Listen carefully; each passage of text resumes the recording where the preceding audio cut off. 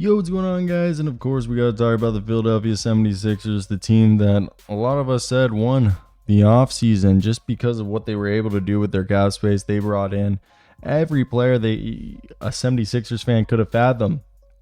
And kudos, Daryl Morey did it again. This is a team that are final favorites for a reason. Because, yes, they lost in the first round to the Knicks 4-2. But this was a team that went out and basically had everybody be a free agent that wasn't Joel Embiid, it seemed like. And they walked away with most of the top free agents, from Paul George to Caleb Martin. They brought back Kelly Oubre. They did that weird deal with KJ Martin, even though KJ Martin wasn't a huge part of the rotation. They brought back Andre Drummond.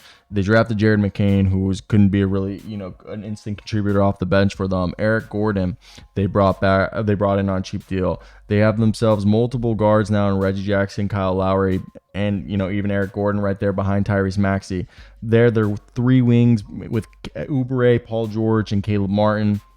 You assume behind Kelly Oubre, who's going to probably play a large shooting guard. Eric Gordon, Jared McCain will play there. Jared McCain's not a small forward, but because right there they have him there. KJ Martin's the backup forward with Gershon Yabusele, who they brought over, which is another thing. We're assuming the backup rotation behind Embiid, Martin, George, Oubre, and Maxey is going to be Drummond, Yabusele.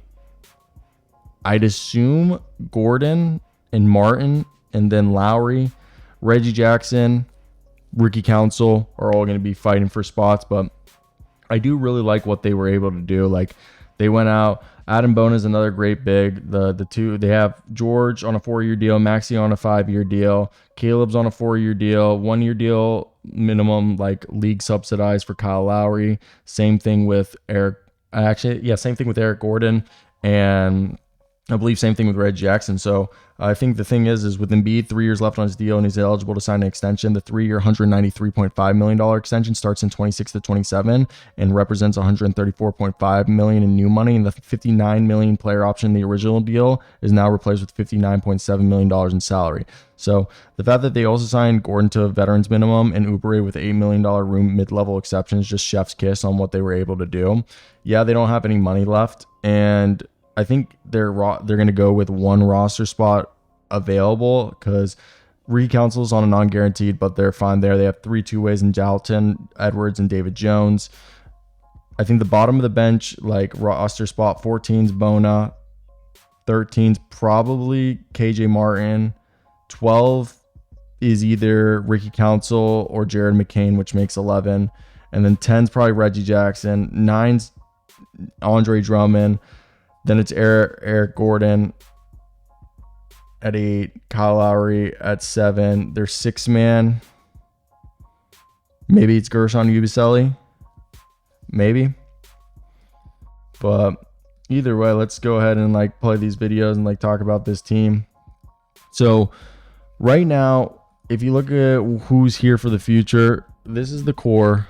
Joel Embiid, Paul George, Tyrese Maxey, Caleb Martin, Kelly Oubre. I think those are Kelly Oubre technically has a player option, to take that out. It's Caleb Martin, Tyrese Maxey, Paul George, and Joel Embiid are the 4 dudes that for the next 3 seasons are the guys, okay,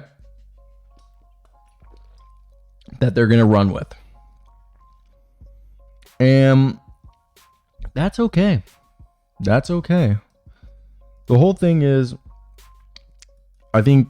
I believe in Maxey. I have no reason not to. 26 point per game score. And then Maxey last season was able to, I know some people are going to go, well, in the playoffs, he this or that. Well, in the playoffs, he averaged 29.8 points. So shut up. Tyrese Maxey's good. I like getting rid of Tobias Harris for Paul George. Kelly Oubre give you 15 points a night, and I think it's fine. I think Kyle Lowry, bringing him back, solid. I think just changing out this whole team with this new team is good. It is good. It's going to give them a chance to just have new life. And I really think a big thing for them when it came into playoffs, Joel Embiid and Tyrese Maxey didn't have anybody. Now they have themselves, Kelly Oubre, 13 points a night. Cool. That was the third guy. Your third guy should not be Kelly Oubre. They now have Paul George and then Caleb Martin before you have to get to Kelly Oubre. Even before you get to Kelly Oubre, you could say they now have themselves, all right, Jared McCain, Eric Gordon, all guys who can score.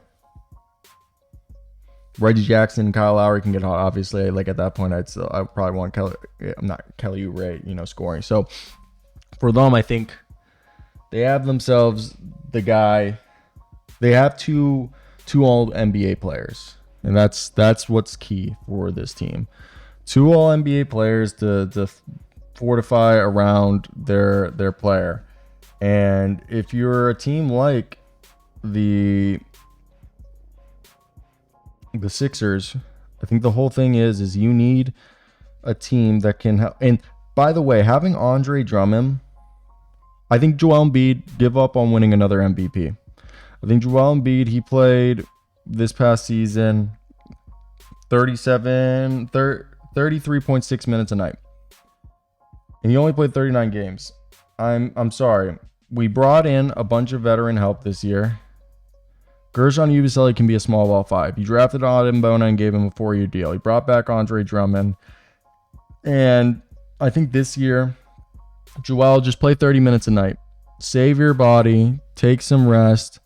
No need to put yourself through the ringer anymore. It's really not worth it. It's really not worth it. It's not worth you putting yourself at risk. And I think at this point, when you look at the team, them having him play, okay, is just